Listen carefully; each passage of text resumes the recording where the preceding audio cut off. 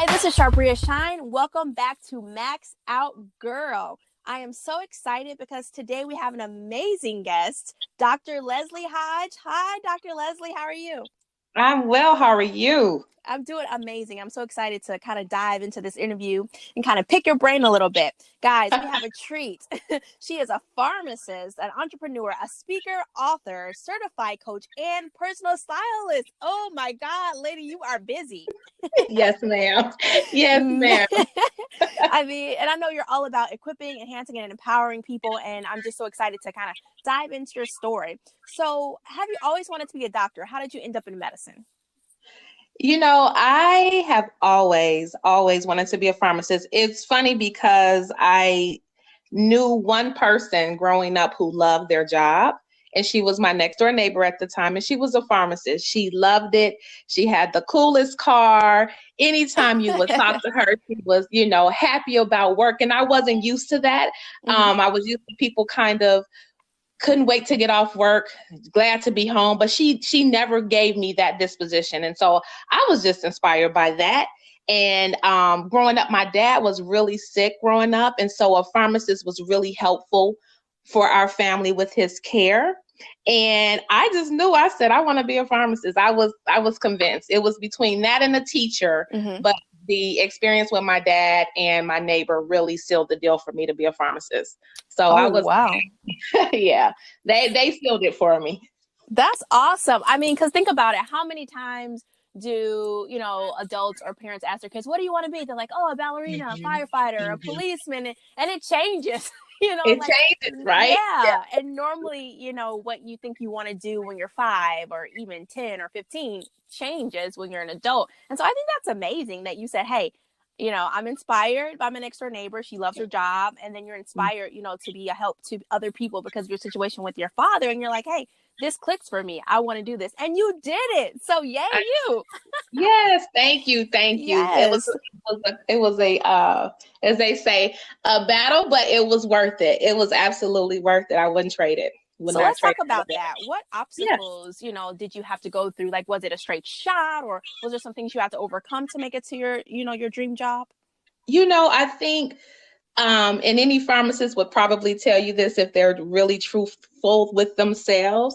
It was a big transition coming from high school to college, and then very competitive. So we're in this age now where competition and everyone's competing, but then you hear collaboration. Well, it's so funny because in pharmacy school and even trying to get into the professional program is so competitive, and Wow. so before you know it, yes, that's your classmate. Yes, that's your friend. But at the same time, you like, look, it's only 150 spots. I'm trying to get one Yeah. of the spots.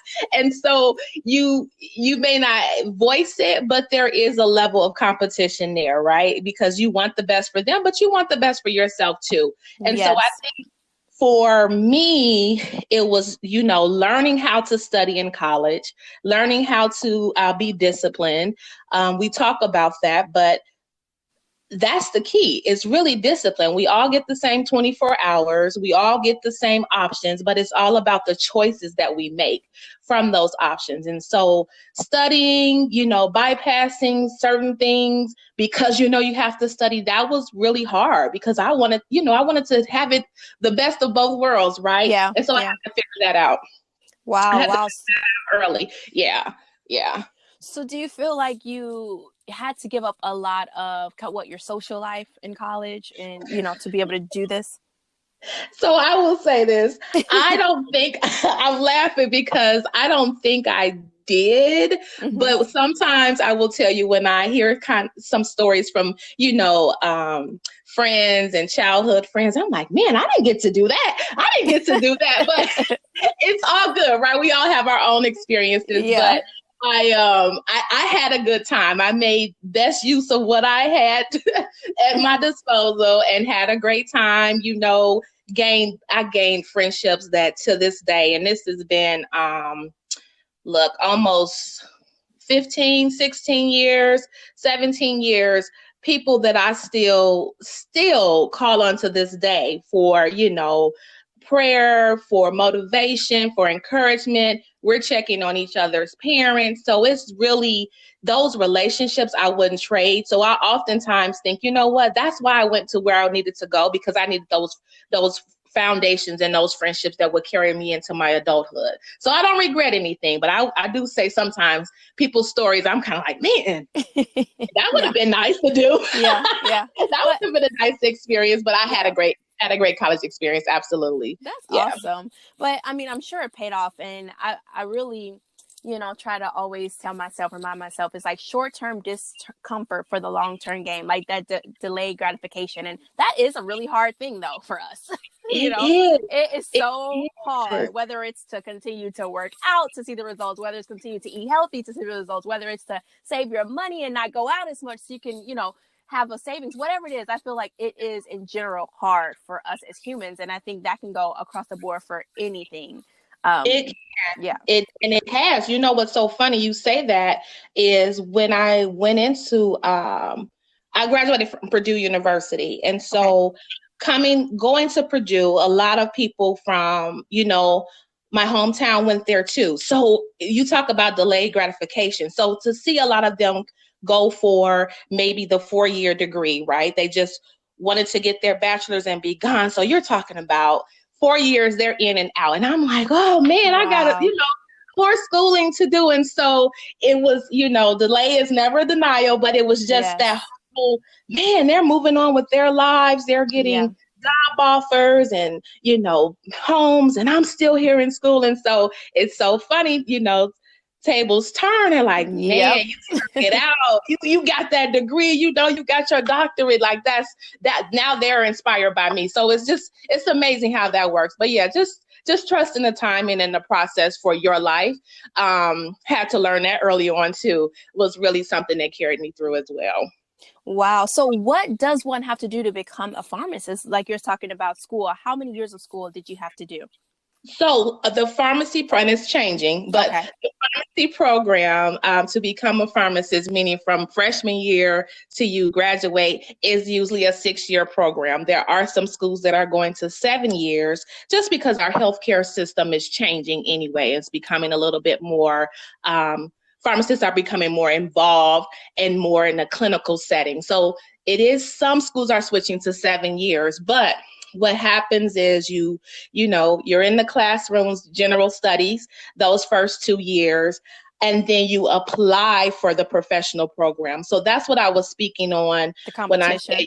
say, the competition, because they have all these applicants, but there are only so many spots. And Wow. then once you're accepted, you complete that 4-year program, which is the professional program, and you get your doctorate. You earn your doctorate of pharmacy. You do 3 years on campus, and then that 4th year, we like to refer to it as clinicals or rotations, or some people would like to say work for free, but nothing's ever free, because you're gaining the knowledge and experience, Mm-hmm. and it allows you to really see what area you want to concentrate on and in post-graduation. And so then you're done. You have your doctorate. That's the only way to go.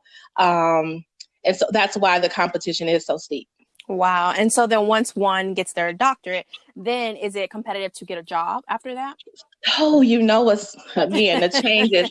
I tell you, it's just funny to even have this conversation. The changes are it's ever evolving. So I used to brag, and now I don't even bring it up. I put it in my book. But when I graduated, I had 9 job offers. Wow. So you talk about, the world at your fingertips, right? And I'm not speaking of, small companies. I'm talking big companies, great incentives to come. You tell us when you want to start. You tell us where you want to, what store you want. So I had options, but it's not the same. With the healthcare changes, the options are a little bit more limited, but a lot of pharmacists, as myself included, are creating other options for ourselves. And so you can get into the workforce, or you can choose to go on and do what we refer to as a residency. So you usually hear of medical doctors doing residencies. Mm-hmm. Pharmacists can do that too. And so that's an option. And that's another competitive area where you have to apply for certain spots at different hospitals and institutions. But it's still something that allows you to use your expertise, gain more knowledge, and still be involved in that healthcare role. So the options are there. I don't want to, mislead anyone. They are there. Sometimes you may have to create them for yourself. You have the education. Clearly, you have the discipline. Go for it. Gotcha. Okay. So basically, like you're saying, because of the healthcare changes, that's what kind of changed the game a little bit. Absolutely. Absolutely. Okay. Created avenues that maybe pharmacists wouldn't have thought about 10 and 15 years ago. Like, if you think about it, you can't go into a grocery store now, and I'm not limiting pharmacy to just, retail setting or community setting. But if you think about it, you cannot go into a grocery store anywhere and not see a sign, get your flu shot, right? Right. It's like, that wasn't there 10 years ago. That was not even an option. You always went to your doctor or Mm-hmm. you always went to the health department. But now pharmacists are able to do that. I'm able to do diabetes screenings, cholesterol screenings right at my store. Wow. For a person who used to have to make an appointment with their doctor and sit in a waiting room and then be seen. So we're more accessible. And people realize that now. We've always been accessible, but people are realizing that now. Yeah. So let's kind of talk about some of the other options you're saying. So you also are a full-time pharmacist, but you also founded your own LLC, which is, you said Scripts and Beyond, a pharmacist Yes. focused on you. So explain to us, what made you start that? How was the process and like your motivation behind it? And exactly what is that? Sure. So Scripts and Beyond is my I say my answer or my solution to the problem.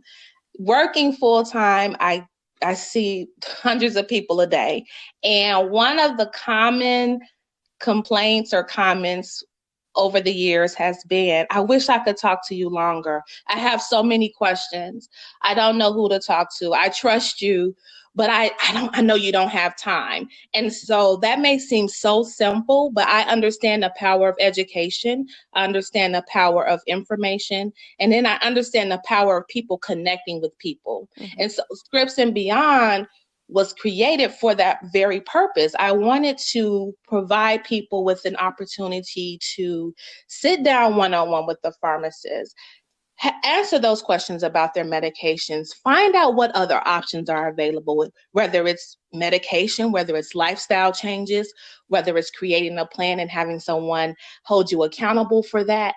That was the point. That is the point of Scripts and Beyond. And that's why the tagline is a pharmacist focused on you, because in our healthcare system, a lot of times people feel like they're just a number, right? Mm-hmm. They're just a number. They're just another person, paying a copay. I wanted people to really feel like, hey, this person cares about me. This person is actually listening to my question and not just waiting to say what they want to say or the next thing that comes to mind. And so creating that has allowed people to really get involved in their healthcare. A lot of times people feel like decisions are made for them and not with them. And with Scripts and Beyond, we're able to make decisions with them. So whether it's their medications that they're taking, hey, let's ask some more questions before I give you this recommendation. What's your Yeah. lifestyle like? What's your work schedule? So if you have something, a medication you have to take 3 times a day, is that really realistic? If you're working on an assembly line or if you're working on a construction site, probably not, right? So let's create a plan where you still can get your medications taken correctly and get the full benefit and feel like, yes, I am taking control of my health. So those are the types of questions that you don't always get a chance to ask when you're at the doctor's office, or if you're standing at the grocery store to get your medication, or if your medication comes mail order. I wanted to provide that resource. Wow, that's amazing and so needed, because you're right. A lot of people feel like just a number. So that's Absolutely. amazing. And I love Absolutely. it because, when they talk about entrepreneurship, sometimes it's just as simple as what's a problem that needs to be solved.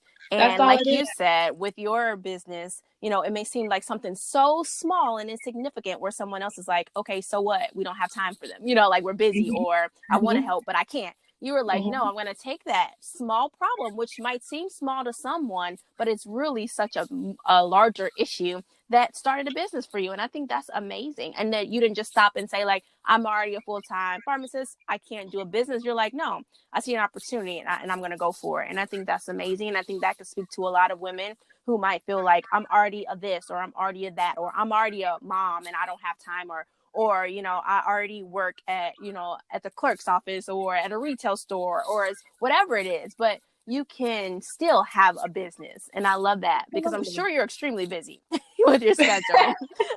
Well, that's where the discipline comes in, right? Yeah. So it's, time management. It's all skills that we use anyway, whether we use it on our job or our 9 to 5 or our entrepreneurial efforts. It's all about time management, discipline, staying organized. But I think it's so important too to say that find that passion. Right. My passion is people.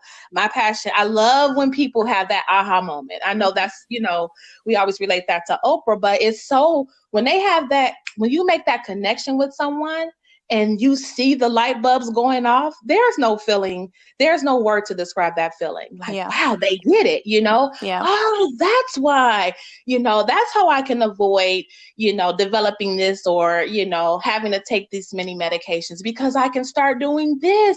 Now it makes sense. But see, no one's ever taken the time to explain that. Yeah. And so to be a part of that, yeah, you it really is priceless. It really is. Wow, that's amazing. I love it. So time management, discipline, and find your passion. That's good. Yes, So, absolutely. ladies, she didn't just stop there. She's also the founder of Reflections. I mean, she's just going for it. I mean, when I talk about maxing out, she's like, not only am I a doctor, not only do I have an LLC, I need another LLC.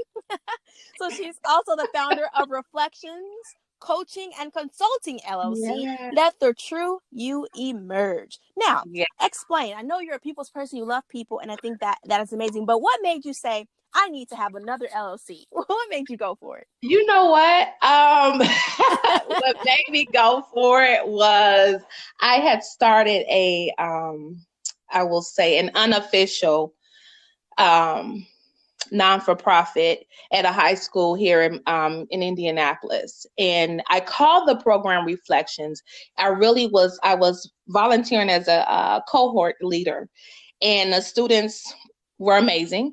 And the orchestrator of that program was just like, you are really good with these kids. I can't believe you're not a teacher. And I told you before, it was between teacher and pharmacist. So I Yeah. think I've kind of merged the two there. But it was really to help young girls 14 through 18 self figure out their self-esteem, self-image, self-awareness, discover that and enhance that. And so that was literally about 10 years ago. And those young girls are now adults.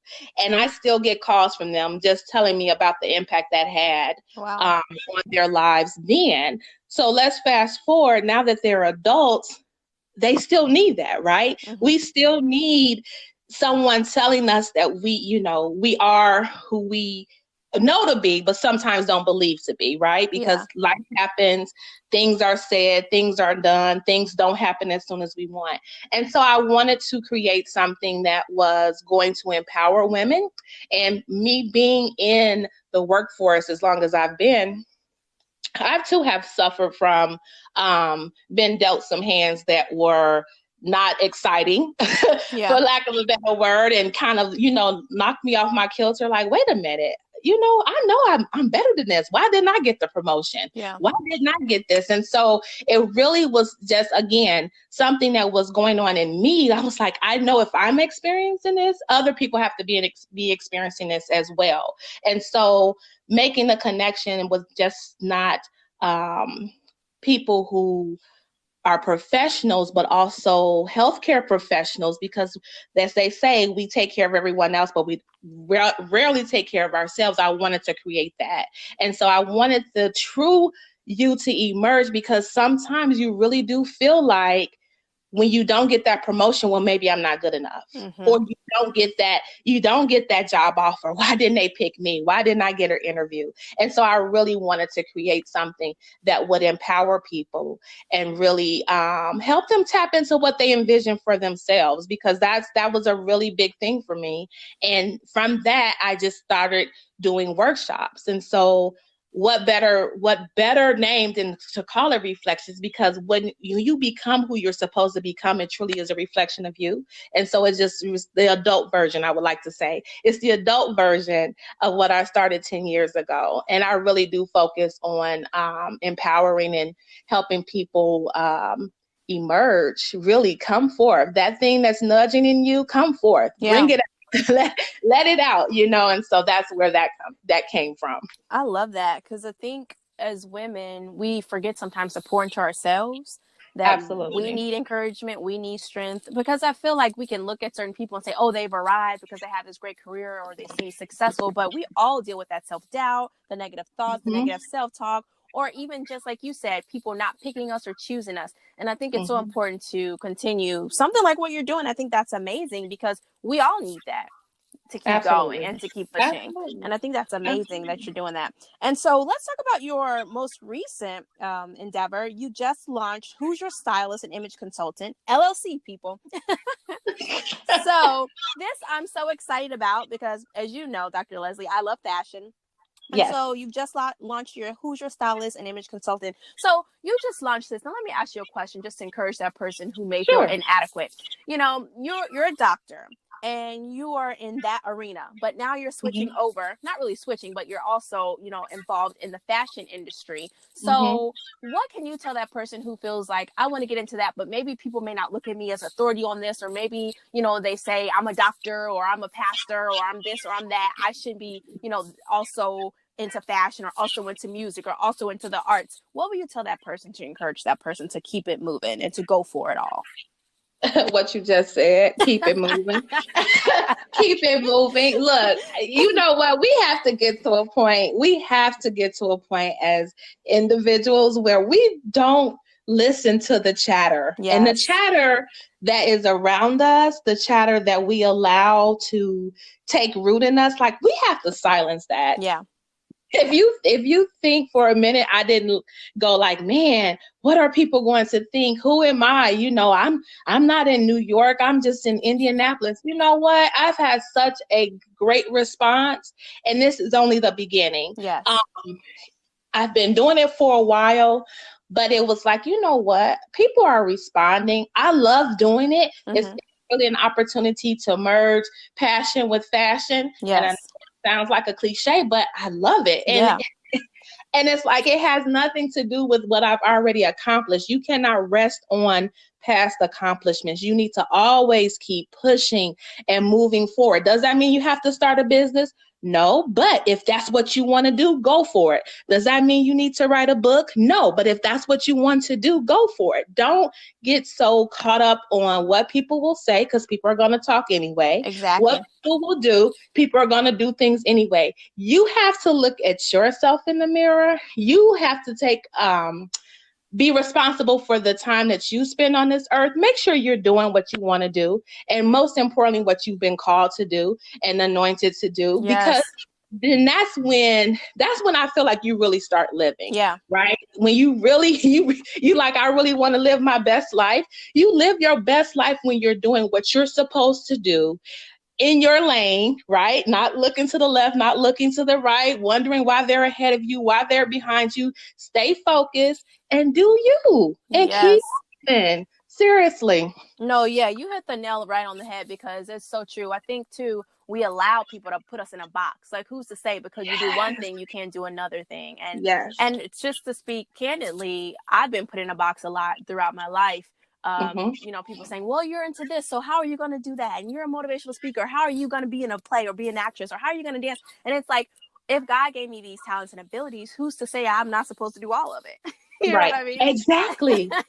and you know what? Yeah. When people say that, Shabria, when people say that, a lot of times, you know where they're speaking from? They're speaking from their insecurity. Mm-hmm. Like they want to do something, but they're afraid to do it. So they want to put limits on you. They think about doing it, but it's like, man, if she gets out there and does it, what does that say about me? So let me just say something that maybe to kind of distract you or deter you from doing that. No, do what you want to do. Like, don't ignore the nudges. Do not ignore the nudges. Absolutely. Don't do it. Amazing. So, man, you've given a lot of great inspirational, like, just nuggets. So just for women to know to go for it. Don't let people put you in a box. Keep focused. You can't listen to the naysayers. I mean, you just really got to do you. And I feel like the key to maxing out is, like you said, don't listen to all those people, because especially with social media, I feel like, man, recently I just saw something about Tyler Perry and people are just straight dogging him out. And I'm not speaking for him or against him, but I'm just saying it's so just amazing to me how a person can be doing something amazing and then people just come at them. And it's so funny because I saw a post that somebody said, and they were like, who cares? He's doing what he loves to do and he's getting paid to do it. Do you think he's really like losing sleep because it's a certain sector of people who don't like it? Oh, well, like, he's doing him. And I think if we take that same attitude, like, do what's in your heart to do. Like you said, go after your passion. You can't, people are going to talk about you, whether you do, whether you don't. So you might as well do and max out, you know? Absolutely. And think about it. How many people are talking about him in a negative way, but how many people are enjoying every moment of it? Absolutely. But it doesn't matter either way. If he's happy, we should be happy. If he loves it, we should love it. Like, who cares? Like, move on. Those people need to find something and from their own and do their own thing and not be so concerned about what everybody else is doing. Yes, you're right. Because I think those are the people who actually aren't doing anything. And those are the people that have time to criticize you, because I'm like, I have no time to criticize anybody because I'm busy focused on trying to max my life out. I don't have time to be distracted. So thank you so much, Dr. Leslie Hodge, for just sharing your story and your ambition. I love your passion for life and how you're just going after it, maxing out. And what's just one thing that you can leave the ladies? One thing. Oh, that's a tough one. One thing, I got tongue-tied. One thing I would say is, it's a Nelson Mandela quote. I believe hope I say it correctly. It always seems impossible until it's done. Wow. So whatever you think is impossible, just start putting in the work. Just start putting in the work. And you know what? I'm going to say this. Don't focus on what you don't have. Focus on what you already have. Take inventory on what you already possess and start using those possessions to get where you want. You will be amazed if you just begin to take inventory of what you already possess, not just in the tangible sense, but the intangible: relationships, education, exposure, experience. Start capitalizing on that and move forward. Wow. Thank you so much. That's amazing. So where can they find you? If they're looking for you or they want to check out some of your styling and consulting or want to just keep up with you? Absolutely. I'm on mostly Instagram and Facebook. It's at Dr. Leslie Hodge, all one word. And I do have a Facebook styling group called Who's Your Stylist? It's a private group. Just, do the invitation or ask to join and I'll let you in. But yeah, you can find me on both of those. Facebook and Instagram at Dr. Leslie Hodge, all one word. Awesome. And ladies, if you're listening and you're single, make sure you check out Single and Satisfied, our Facebook private group. Make sure you go to sharbria.com to check out resources, courses, my blog, YouTube channel, and Single and Satisfied, the Single Woman's Guide to Fulfillment. But we hope we encouraged, inspired, and elevated your thinking. And always remember to max out, girl. This is Sharbria Shine, and we will see you on the next episode.